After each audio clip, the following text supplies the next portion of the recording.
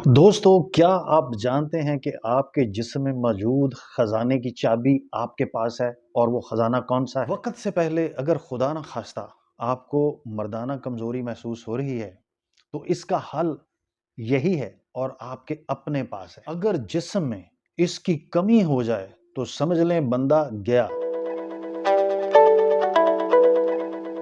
जी, अस्सलाम वालेकुम दोस्तों, मैं हूं आपका मेज़बान जावेद शरीफ और आप देख रहे हैं मेरा web channel human ability to heal, जिसमें हम आपको बताते हैं आपके जिस्म के मुतल्लिक़, आपकी रूह के मुतल्लिक़ और मुआशरे में कैसे आपने रहना है। दोस्तों, एक इंतहाई कीमती चीज़ जिसको मॉलिक्यूल कहें, जिसको हम केमिकल कंपाउंड कहें, जिसको हम गैस कहें, वो आपके जिस्म के अंदर मौजूद है और उसका नाम है नाइट्रिक ऑक्साइड। अब सवाल ये है कि ये नाइट्रिक ऑक्साइड जिस्म में होती है तो फिर कम क्यों होती है? दोस्तों, जब किसी भी शख्स की उम्र 25 साल होती है, तो ये नाइट्रिक ऑक्साइड उसके जिस्म में 100% प्रोड्यूस होती है। लेकिन जब उसी शख्स की उम्र 40 साल क्रॉस करती है, तो ये नाइट्रिक ऑक्साइड उसके जिस्म में इसकी प्रोडक्शन 40% से 50% रह जाती है। और जब उसकी उम्र 50 साल से क्रॉस करती है, तो यही नाइट्रिक ऑक्साइड उसके जिस्म में 20% 25% और अगर उसका लाइफ़स्टाइल ठीक नहीं है, तो ये 15% तक रह जाती है।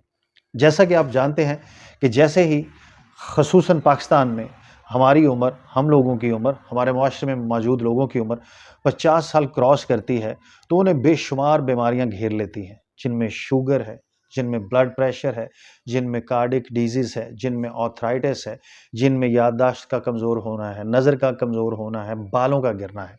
तो दोस्तों, इन तमाम चीज़ों को फिर हम रोकने के लिए, हम अपनी तंदुरुस्ती के लिए तको-दो करते हैं, डॉक्टर के पास जाते हैं और बेशुमार पैसे खर्च करते हैं।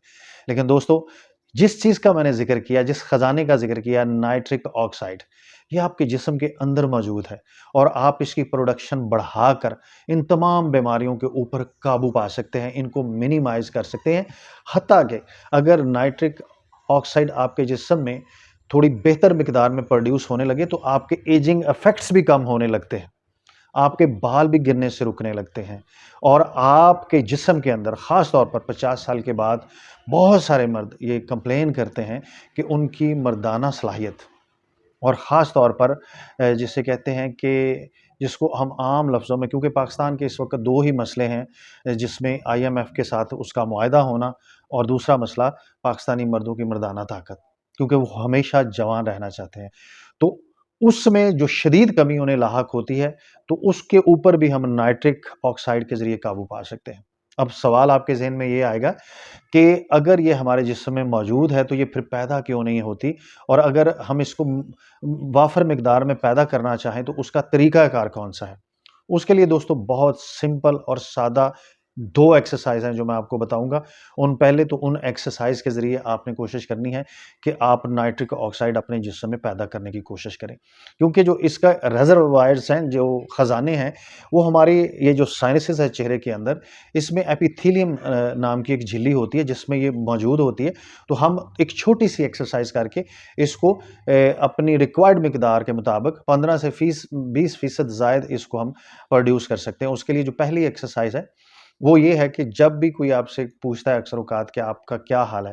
तो आप अमूमन पाकिस्तानी कल्चर के मुताबिक जवाब देते हैं, "हुँ, मैं ठीक हूँ।"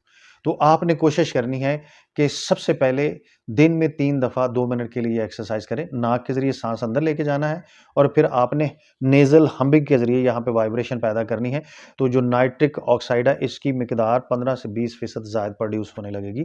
इसको मैं आपको प्रैक्टिकल डेमोंस्ट्रेशन करके बताता हूँ ताकि आपके लिए आसानी रहे। हम्म।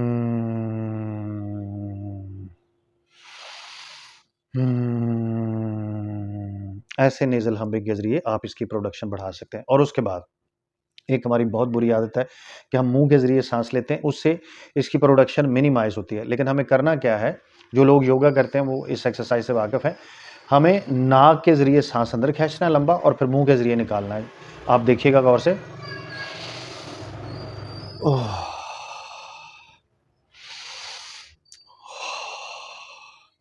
ये 2 एक्सरसाइज़ आपने दिन में 2 से 3 मर्तबा 2 मिनट के लिए करनी है, तो नाइट्रिक ऑक्साइड की मिकदार आप 15 से 20% बढ़ा सकते हैं, ये प्रोड्यूस हो जाएगी।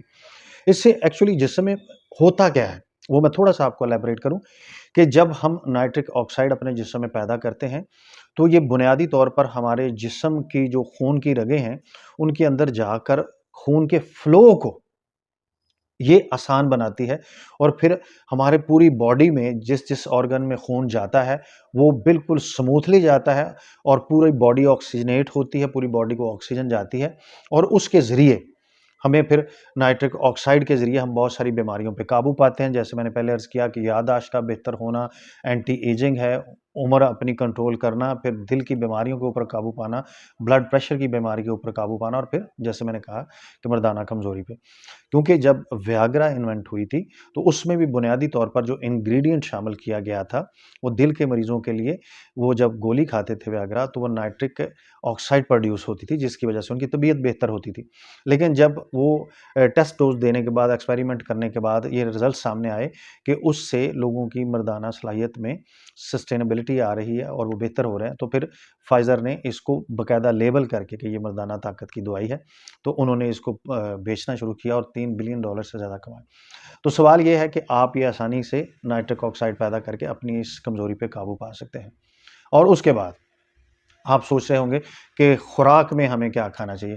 खुराक में इसके लिए रिकमेंडेड है कि अल्कलाइनिक फूड, नॉट एसिडिक फूड, यानी कि ख़ास तौर पे जंक फूड है, कोल्ड ड्रिंक्स है, इनसे आपने अवॉइड करना है। अल्कलाइनिक फूड जिसमें तकरीबन जो बुनियादी सब्ज़ियाँ हैं, उनमें पालक है, उनमें चुकंदर है और बाकी जितने भी सब्ज़ पत्तों वाली सब्ज़ियाँ हैं। और अगर आप ग्रेन्स में आ जाएँ, तो उसमें जितने भी दलिए हैं, दालें हैं और उसके अलावा ख़ास तौर पे बादाम है और अखरोट है। इनको आप रेगुलर खा के तो इसकी प्रोडक्शन बढ़ा सकते हैं। लेकिन याद रहे कि खुराक में नाइट्रिक ऑक्साइड नहीं होती, उनमें नाइट्रेट्स होते हैं, जो हमारी बॉडी के अंदर मौजूद बैक्टीरिया के साथ मिलकर नाइट्रिक ऑक्साइड में कन्वर्ट हो जाते हैं। और इसमें ख़ास तौर पर जैसे हमारे नबी हज़रत मोहम्मद मुस्तफ़ा सल्लल्लाहु अलैहि वसल्लम ने फरमाया कि खाने को चबा कर खाओ। तो अगर खाने को आप चबा कर खाएँगे, तो आप यकीन जानें कि जितनी भी हम नाइट्रेट्स वाली खुराक लेंगे, वो मुँह के अंदर ऐसा फ़ंक्शन है कि उनको ज़्यादा देर चबाने की वजह से वो नाइट्रिक ऑक्साइड हमें वाफ़र मिकदार में मिलेगी और हम इन बीमारियों के ऊपर काबू पा सकेंगे। लेकिन दोस्तों, कुछ चीज़ें ऐसी हैं जिनसे आपने मुहतात रहना है, जिनकी वजह से आपके जिस्म में इसकी प्रोडक्शन जवानी में भी कम हो सकती है, मिडल एज्ड में भी कम हो सकती है और आगे बड़ी उम्र में भी इसकी प्रोडक्शन कम हो सकती है। उनमें सबसे पहली और बुनियादी चीज़ है, जैसे मैंने बताया कि अल्कलाइनिक फूड लेना है, एसिडिक फूड नहीं लेना। और दूसरी बात, आपने जो मैदे को यानी कि आपको एसिडिटी है, अगर उसको ठीक करने वाली टैबलेट्स ज़्यादा मिकदार में ले रहे हैं, उनसे आपने अवॉइड करना।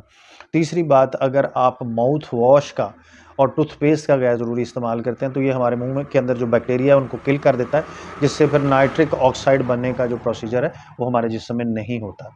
तो इन चीज़ों से अवॉइड करना है। फिर एक चीज़ है, जिससे हम कहते हैं सेडेंटरी लाइफ़स्टाइल, कि बैठे रहना, पैसे गिनते रहना, जी मुझे सर खुजलने का टाइम नहीं है, मेरे पास खाना खाने का टाइम नहीं है, ऐसे लोगों का समझ लें नाइट्रिक ऑक्साइड लेवल बहुत कम हो जाता है।